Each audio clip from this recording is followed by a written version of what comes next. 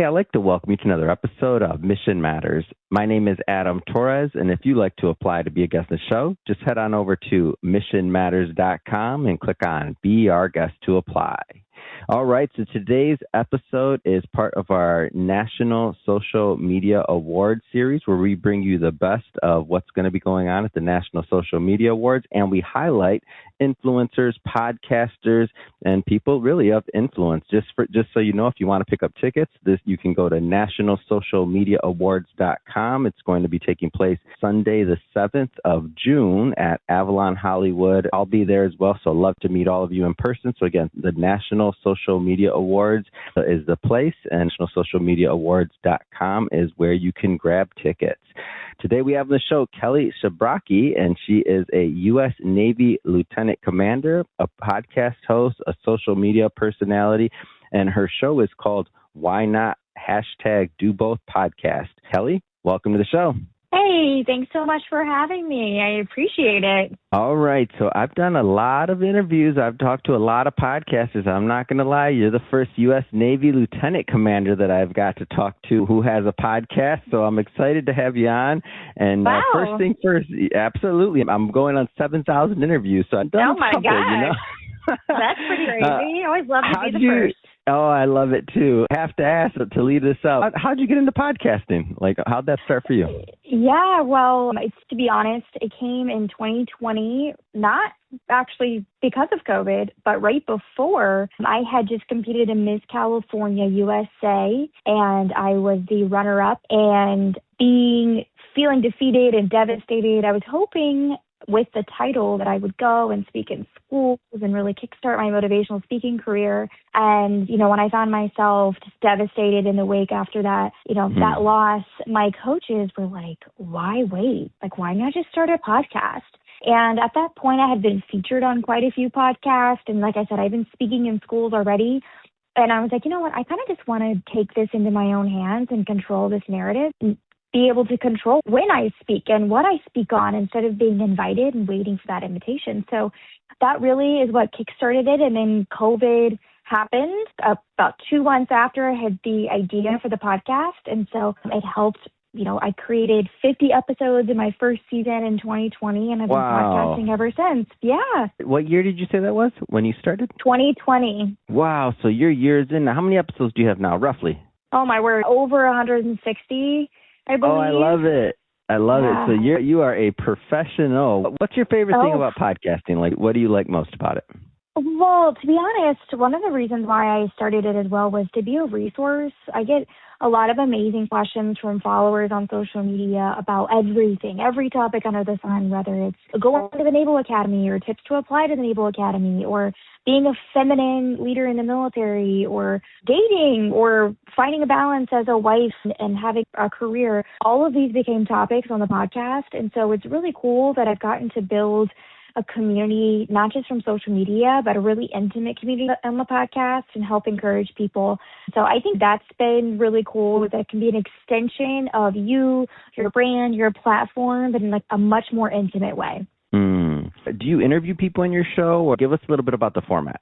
Yeah, so I do interview pretty frequently, and I'm looking for guests who are doing both. So doing both is about really balancing dreams with demands, right? So it's not just about being feminine and being in the military anymore. My brand has really evolved to encapsulate that. So there's so many people out there who are full-time moms, but also running an Etsy shop, or they're trying to navigate the demands of their life, but also trying to find balance so they can still achieve these big dreams that they have. And so yeah, I have anywhere from moms who are neurosurgeons to moms who are freaking anesthesiologists, but, we're on reality TV, down to men who went to the Naval Academy with me and then are now producing in Hollywood. So they found a way to do both, and I love sharing those stories. Can you give us and I do this to podcasters from time to time, but don't worry, I'm not going to do it in a bad way, but like favorite episode. I know that's impossible, 160 some episodes, but favorite episode. And the reason I asked this, so I want you to know the reason, it's because, I want people to get a feeling for like what moves you as a host during the show so that they can, they can tune in too and tap in. Yeah, so actually my favorite episode was last year, released June 4, 2025. And I haven't been asked this question, so this is really off the cuff, but it was the premiere of season 6 for me right after my rebrand. So for 5 seasons, my podcast was called Misunderstood Podcast. And that was because I was like, oh, I never won a Miss USA title, but I'm the queen of being misunderstood. So MISS, understood. And then we evolve, right? As people, some of these taglines or these brands are different and they change with us. So I had been, doing both for years, rebranded to Why Not Do Both podcast. So that premiere episode caught up my followers as to what the evolution is and how I do both now. But more specifically, I talked about why I took a break from podcasting, how I had gone through a season of depression, and I had my best friend is also a family and marriage therapist. So she was on the podcast with me, and we really talked about kind of navigating that season of depression and mental health, and then how it impacted me professionally, personally, and, what eventually led to me being more transparent on social media and the really big outpour of support that I got. So kind of tapped into all of those things. So yeah, I would say that was probably it. It's probably my favorite episode. It's one of my most vulnerable episodes. That sounds almost lethargic, like you're going through a process when doing that one. It sounds intense. Yeah, it is. It is. And like I said, my best friend is a family and marriage therapist. She's not technically allowed to be my therapist, but doesn't mean our conversations can't be deep. You didn't throw any names. It's fine. No. Right, exactly. What made you want to balance both? Like you mentioned multiple times that you were balancing both. You obviously felt so strongly about it. You rebranded, named your show that. What made you want to do both? Yeah, reflecting back, I never realized I always was doing both. When I went to the Naval Academy at 17, I went there because I wanted to make a difference. I wanted to serve. I wanted to do the most difficult thing. And I was like, oh, that's going to the United States Naval Academy. All right, that's the hardest thing I can think of doing. And if I get through that, if I commission, go lead sailors, what else could I do, right? But I knew going to the Naval Academy meant I was going to a male-dominated space. My femininity more than likely would be challenged. I would be wearing a uniform. I was always a creative. I was editor of my yearbook. I was a photographer. All of these things, right? I was a cheerleader in high school. And so I just never had it in my spirit to remove those aspects of myself. I continued to find ways to be a creative, to showcase my femininity. And even when challenged, you learn that you can't just turn those aspects of yourself off, right? Like they always exist. So you have to find ways to celebrate them. And whether for me it was taking 5 minutes to do my makeup in the morning before going out and wearing a uniform or serving on a ship, like there was doing both for me. Or that evolved to I started a photography business and I would shoot weddings on a Saturday. That was doing both for me. And so as I've moved forward in my career and my personal goals, it was the same for when I decided to compete in pageants. It was frowned upon that a naval officer would compete and be in a ball gown and a swimsuit. But I thought, why not? Why not do both? Why not spend my personal time competing in a pageant, making myself better, representing women in the Navy, and while also showing up, being a naval officer, serving my country. And so I've encouraged so many other women to not sideline their passions and not have to table these aspects of themselves. Find a way to do both, because now 12 years into my active duty career, I feel like I can be really proud because I've remained authentic to myself the entire time. What would you say to someone that's in the military that wants to do both, or even just to do something outside of service, but maybe they're scared, or I don't know if scared is the right word, but they're just, hesitant, they're just whatever it is that hasn't pushed them over the edge to go and do that second thing they want to do? Like, what would you say to them? Yeah, well, scared really is the right word. It is terrifying to do something different. I mean, the amount of criticism that we receive because we are taught to look the same and we have the same core values, and it's really difficult to push against that grain and, go be a runway model on a Saturday night and people are like, wait, what the heck? Like, what are you doing? I would say first and foremost, the only reason why I've been able to do what I do is because I have sustained superior performance in my career. So your career does have to come first. You are a sailor first, a soldier first, a naval officer first, a leader first. That is it. And And that's mentally will always be my priority. I want to make sure I'm a top performer at the mission and that I have the respect of my chain of command and the endorsement. So when I competed in Miss USA, I had to get the endorsement of every member of my chain of command up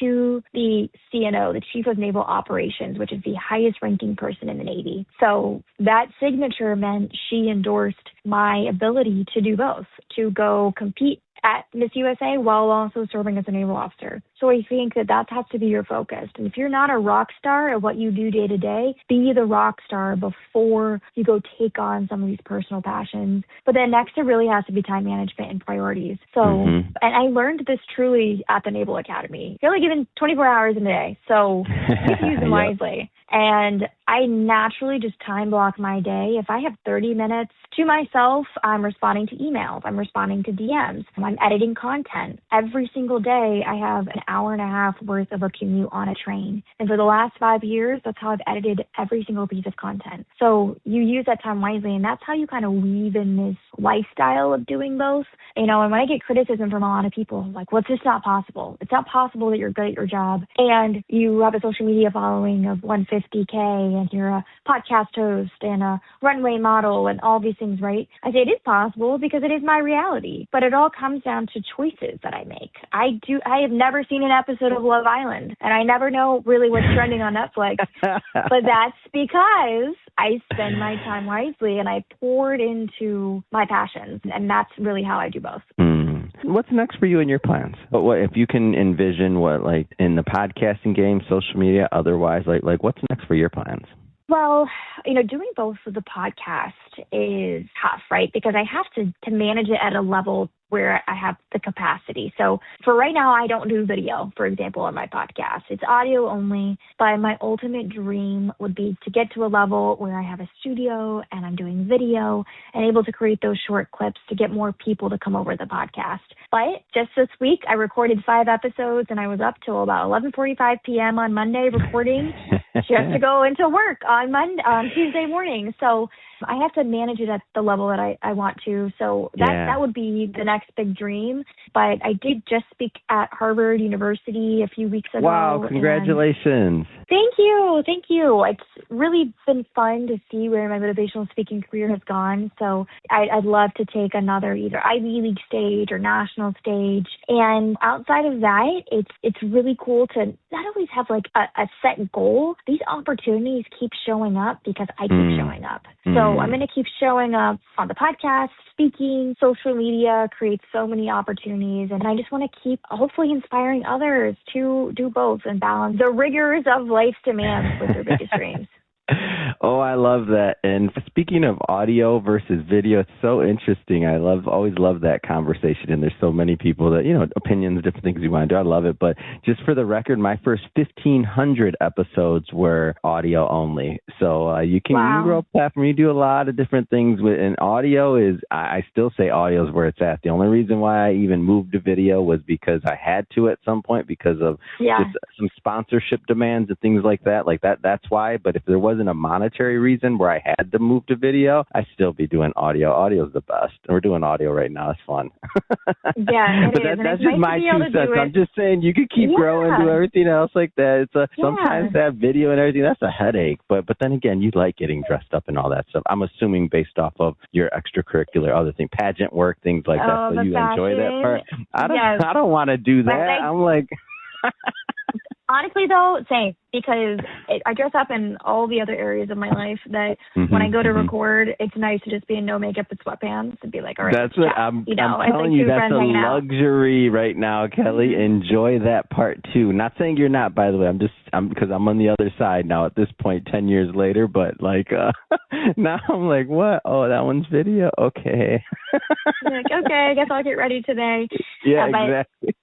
You have to start somewhere. And one of my mentors, when I was thinking about starting the podcast in 2020, I was overwhelmed. And I was like, well, I don't have the right equipment or I don't have, a producer. And she was like, Kellie, every day you go without starting and sharing your message is a day that someone who needs it isn't hearing it. So you have to just start. And just like anything else, your first social media post, your first podcast, your first speech, like it's all cringy, but guess what? You're going to evolve, so you have to start somewhere. Mm-hmm. So it always makes me like a little bit anxious when I see the numbers for my pilot episode recorded in 2020. I'm like, no, don't listen to it. It's so bad. But you have to start somewhere, right? So I did, and you build the plane as you fly it. I love it. Kellie, this has been an absolute pleasure. How do people follow you? How do they connect? How do they listen to your show? Yeah, so you can follow me and my name at Kellie.Sbrocchi, SBROCCHI, and my podcast is linked there. My podcast is at doboth.podcast, and it's why not #doboth on Spotify and Apple. And I would love to connect with you. And also, if you guys have any questions, my DMs are always open. I check them all myself. So happy to connect. Fantastic. For everybody listening, just so you know, we'll definitely put some links in the show notes so that you can click on the links and head right on over and connect with Kellie. Speaking of the audience, if this is your first time with Mission Matters and you haven't done it yet, hit that subscribe or follow button. This is a daily show. Each and every day we're bringing you new content, new ideas, and hopefully new inspiration to help you along the way on your journey. And don't forget, the National Social Media Awards is taking place at the Avalon in Hollywood, and that's going to be on Sunday, the 7th of June. I will be there. It's going to be a great time. NationalSocialMediaAwards.com. Grab your tickets, and I will see you there.